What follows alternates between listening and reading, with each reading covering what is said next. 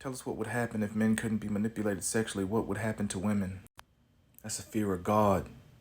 If men wake up and decide one morning that they just want to control their phallus and their seed, women have zero power on this earth. Retaining your seed gives you strength, so at some point, any man that decided to push anything aside from a heteronormative, we would literally kill.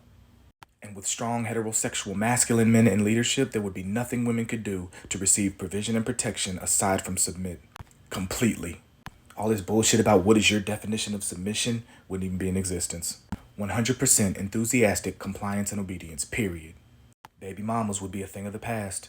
Because not only would you not be able to manipulate a man sexually into having a child that he didn't want, but you wouldn't be rewarded if you were successful in having done so either.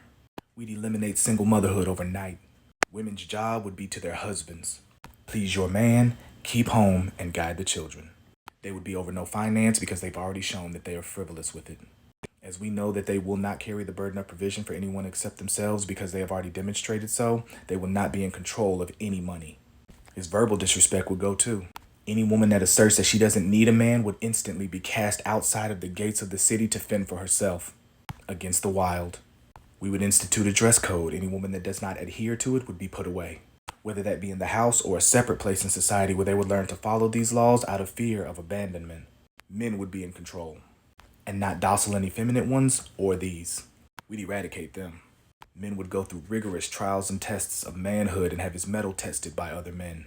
He would be revered and honored by his fellow male companions and be the king of his household. Bye-bye to child support. Ain't gonna be a need for it because a prerequisite to heteronormatives is that a man will take care of his family. And his family will submit to everything he says. Sexually transmitted diseases and infections would be a thing of the past. Because men would control sexually who they engage with. And the manner in which they engage with her. But more immediately, women would get upset. We're seeing it now. Men have only partially disengaged from dating and institutionalized marriage. And look how upset they are. Full-blown social media campaigns demonizing men for being masculine. And that's where it stops.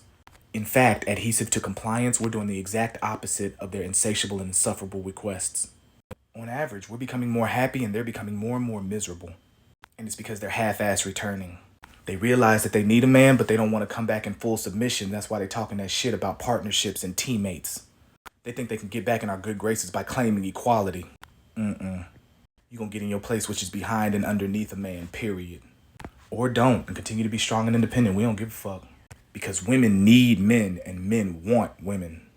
And truly, aside from wifely characteristics and mannerisms, sex is all they have to offer.